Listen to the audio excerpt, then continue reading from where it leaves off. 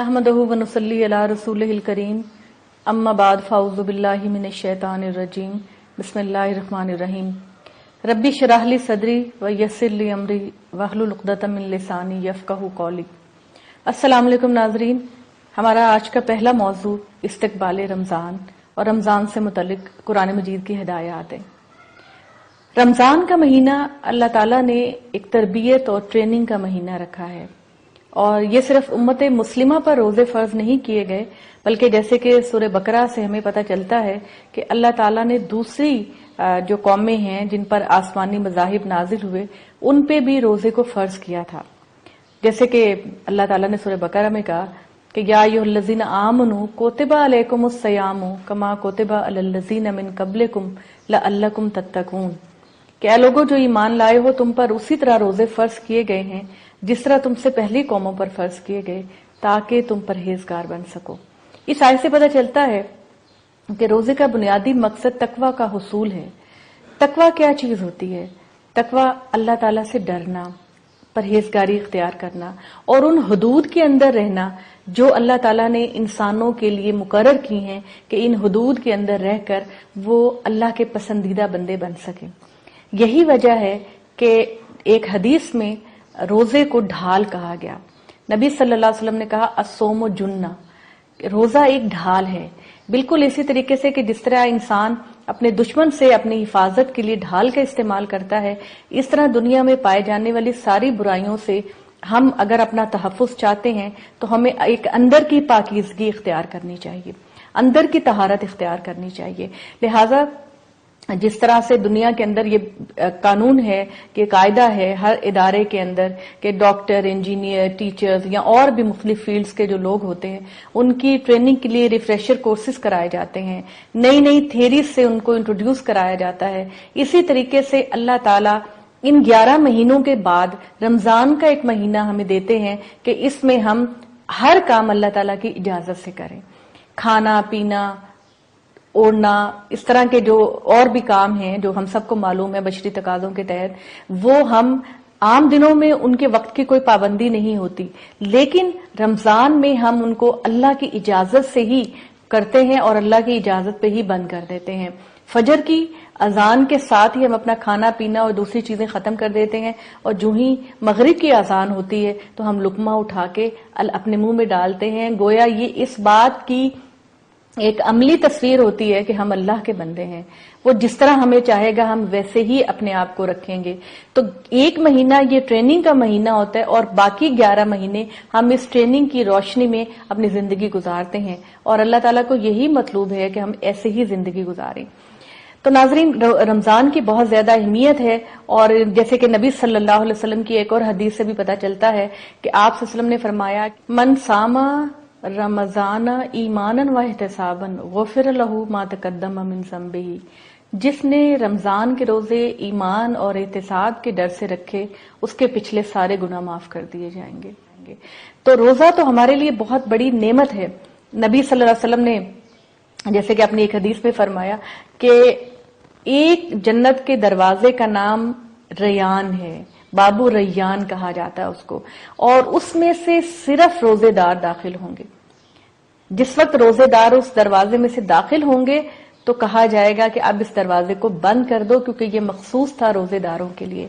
तो रोजेदार का जो अजर है वो अल्लाह ताला के नजदीक बहुत ऊंचा है, बहुत ऊंचा है।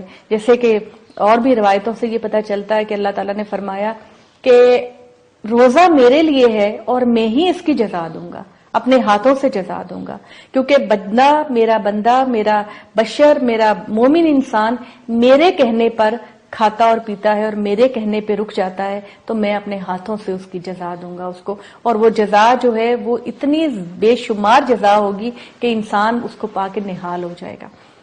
नाजरीन, अब हम यहाँ पे कुछ खवातीन के मसाइल की तरफ भी आते हैं। कुरान मजीद में सूरह बकरा के अंदर ही है कि अगर अव्वल तो ये रोजे फर्ज हैं, लेकिन अगर कोई मुसाफिर है या कोई बीमार है या कोई ऐसा आर्जा उसको लाहिक है कि डॉक्टर उसको रोजा रखने से मना करते हैं, तो जो ही वो अपनी इस कैफियत से बाहर निकल आए, सफर से वापस आ जाए या बीमारी से सेहत हासिल कर ले, تو فعدۃ من ایام اخر قرآن مجید کی آیت ہے کہ وہ دوسرے دنوں میں روزے کی گنتی کو پورا کرے.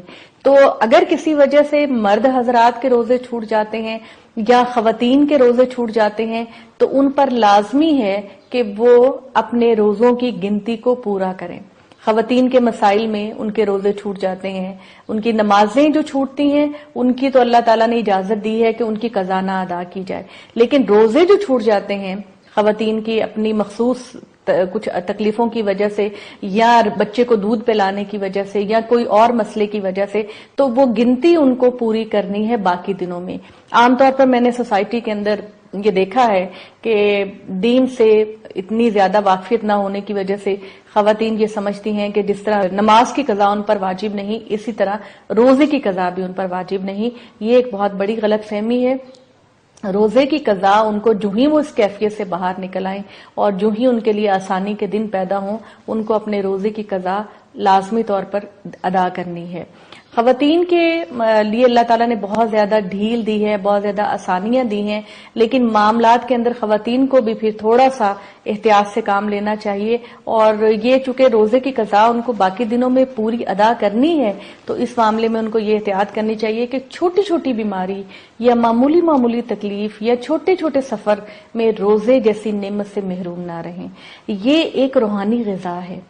حضرت عیسیٰ علیہ السلام نے جیسے کہ فرمایا کہ انسان صرف روٹی سے نہیں جیتا بلکہ وہ اس کلمے سے بھی جیتا ہے جو اس کا پروردگار اپنی روحانی غذا اور روحانی تربیت کے نتیجے میں اس کو دیتا ہے. تو یہ ہماری روح کو تازہ کرتی ہے. یہ جتنی دین کی تعلیمات ہیں، نماز، روزہ، اللہ تعالیٰ کی ہدایات، یہ ہماری روح کو پروان چڑھاتے ہیں، ہماری روح کو نشو و نما دیتے ہیں. اس لیے یہ بہت ضروری بات ہے کہ ہم کوئی بہت بڑا مسئلہ پیدا ہو گیا ہے تو ہم روزے کو چھوڑیں، ورنہ ہم پوری کوشش کریں کہ چھوٹے موٹے مسئلے میں، چھوٹی موٹی تکلیف میں ہم روزہ نہ چھوڑیں، کیونکہ باقی دنوں میں پھر روزہ رکھنا جو ہے وہ بہت مشکل ہو جاتا ہے اور ان چیزوں کو مینج کرنا بہت مشکل ہوتا ہے. ایک وقت میں پوری سوسائٹی رکھ رہی ہوتی ہے، بہت آسان ہوتا ہے، بلکہ انسان ان عبادتوں کو بہت زیادہ لطف اندوز بھی ہوتا ہے ان کی ادائیگی میں. تو ان کو چاہیے کہ وہ سوسائٹی کے ساتھ مل کے رکھیں، پورا استفادہ حاصل کریں اور اس یقین کے ساتھ رکھیں کہ میں اس سے وہ تربیت حاصل کروں گا جو میرا رب مجھ سے چاہتا ہے.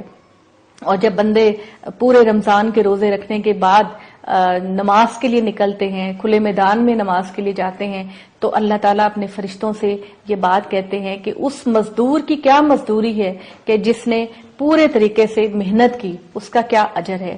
تو فرشتے اس کے جواب میں کہتے ہیں کہ اس کو اس کا حق، اس کا پسینہ خشک ہونے سے پہلے دے دیا جائے.